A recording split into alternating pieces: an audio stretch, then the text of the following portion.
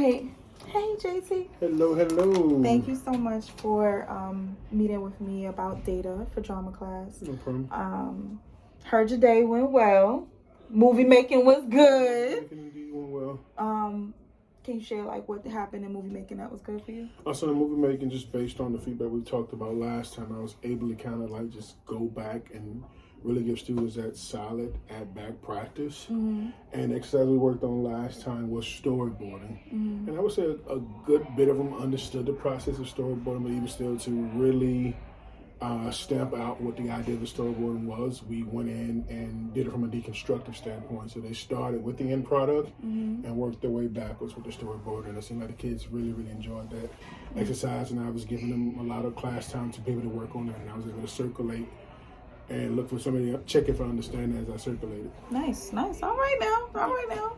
I love the idea that they were doing storyboarding because it really teaches beginning, middle, and end, and it also goes into like when you think of animation or you think of like just movies, and like there's a clear arc to the movie, and how do you build up to that climax and have that exposition. So I'm really glad that they were being able to venture into that, and in this being your first year here and just tackling a class like that, I think is awesome. So our meeting today is going to be on data, and it's going to be looking specifically at drama class, the class that I came into today. And I just wanted to ask you real quick, how do you think it went? In terms of your what and your how, and the why of the lesson. How do you think kids were able to meet those goals? Yes. I think ultimately it went well. As we've been kind of working with this group, they are a special bunch, with it being the first period. Also, that I'm always working with, there's a lot of kids come in late from that, so I was trying to figure out how do I catch people up from that. But ultimately, it seemed like the kids, at least more than half, enjoyed what was happening and got an understanding. I definitely had some issues. I wish I could have done something different.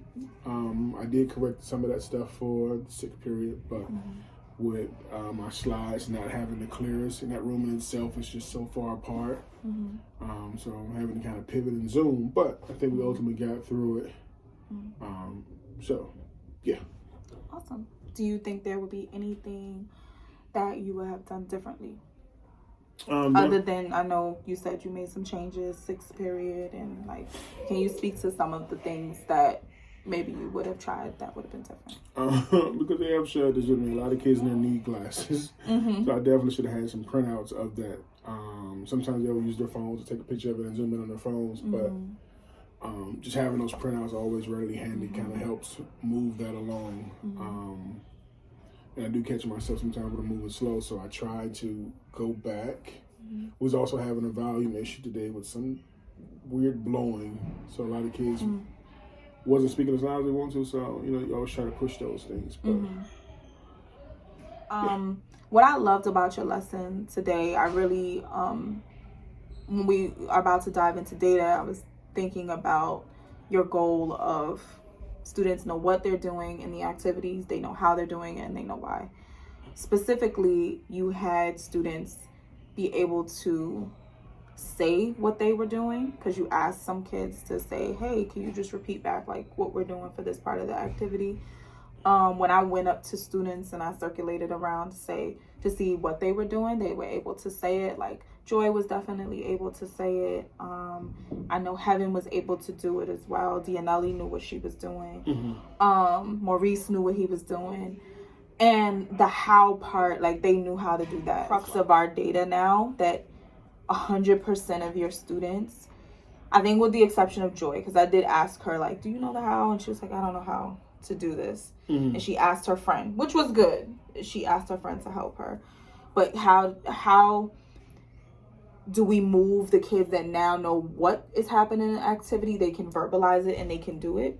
They know how to do it. How can we move it into the why? And then the gap, I think, is the why. So my action step comes in by February 15th, continue checking in with all students for what they're supposed to do in each activity and the how. And then start asking why the activity is important to the aim of the lesson. You know what I mean? Um, I do want to share something dope that we really pulled out of sixth period. yeah. Because some of the answers were one, they wanted to say, hey, can we do it by ourselves first? And I like that push for themselves. Because when I go on, they say, hey, can we do it by ourselves first? And we try it. And then I was like, let's do it. What actions did you take to reach the goal of getting the students to explain the why in this lesson and how it's connected to the aim? I think definitely having it a little bit bigger on the board so that I can circle and annotate along with them. So they're not only hearing it, but again, they're getting that twofold of being able to see it and then apply it. So you had the why listed on the board. Okay. Do you think that all of your students knew what the why was? No, because again, like I said, we definitely had those two students that were the outliers of Joy and Sonala and London. So I would say no. How do you know that the other students know why it's important? As I did my my labs, and I was able to look at some of the answers. The evidence was there on the paper on what was happening and what specifically were we comparing and contrasting. Okay. Do you have it? No, I don't have a movie. You don't? Okay. So next time when we meet, let's have it so we can look at it together. I think in order to continue this, we have to see what did they do in that lesson and are they able to verbalize as well as write it, that they understood why this lesson is important to the overall unit. So if your unit, well, you explain your unit. Like, how does this lesson fit in the bigger pocket of your unit? So the overall pocket of this unit, this lesson, one, just from data and feedback from myself from quarter two, I realized that there was this huge misunderstanding when it came to writing monologues. Some of the kids were writing stories versus writing the monologue, which is a moment in between dialogue. So I found it important and imperative that we really set it out as we continue to explore this unit, because this unit, they're going to continue to see monologues. Not only ones that they've written, but other monologues, and being able to continue to put that in story format and grounding that in context of what's happening within that scene. What do you feel like you need support in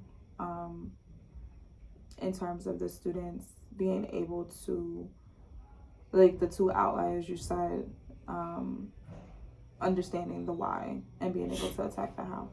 Well, you definitely shared it already. Just kind of like, just make sure that I'm slowing down, because I do have a tendency, especially when I get excited, to talk fast.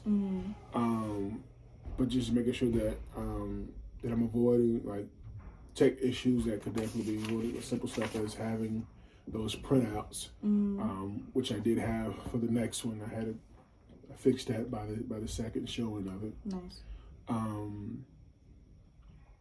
But just the support you've given already, just being able to make sure that when I'm giving answers that they're not so broad, and we continue to even break down even smaller bits.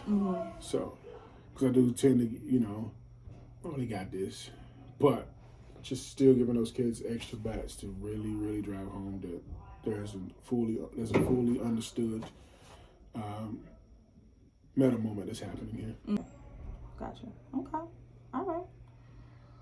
Well, thank you. I think in the next steps, when we talk about your create the climate of the goal, where you set in precise and observable expectations, and that 70% of students will know what to do, how to do it, and why.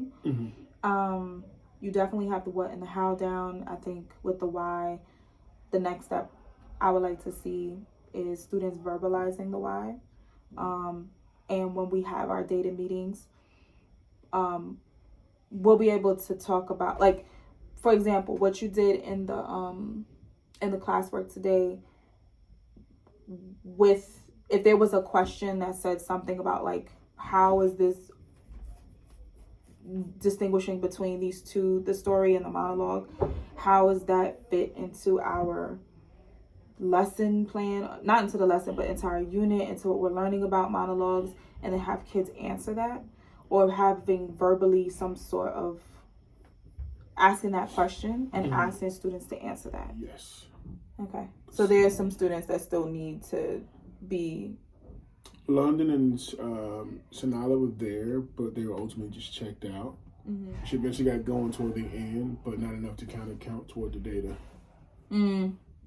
So what would be a next step for you with her?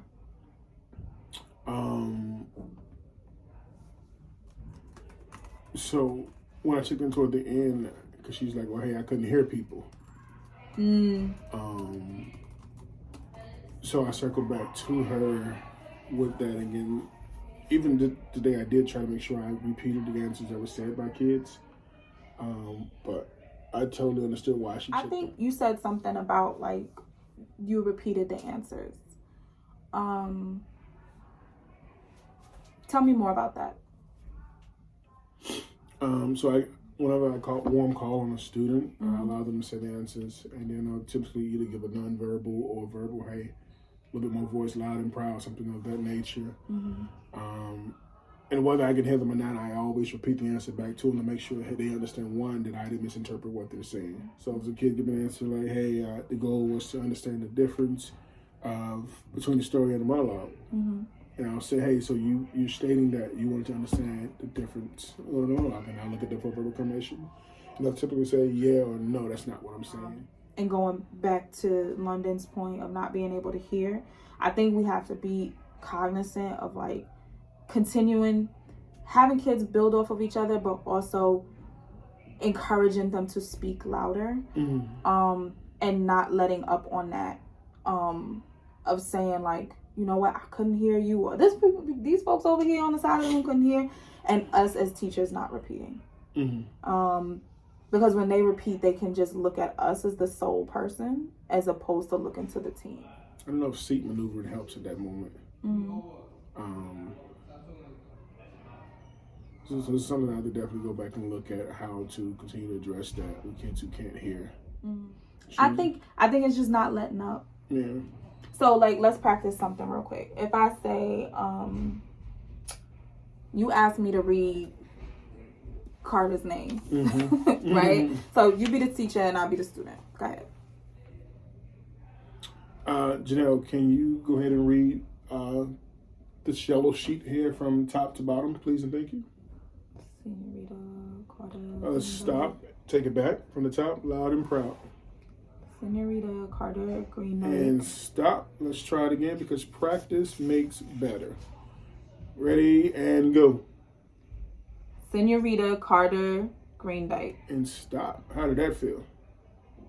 I felt like you kept asking me to do it over and over again. But why did I ask you to do it again? Because people couldn't hear me. People couldn't hear you, and my directions were to do it loud and proud. And those first two times were a little bit on the non-proud side or loud side. So that third time, you definitely did it. Yes. How did that feel? That felt good. Yeah, and you also encouraged me to say that I believe that you can do it proudly, and I believe that you can also project your voice. And in you doing that, I'm going to stay on top of it to make sure that you get there. So I would just encourage you, like in moments like that with students where they're like, I can't hear so-and-so, slow it down and not let up. And just say, oh, even make a joke out of it and make it quick. All the people over here can't hear you.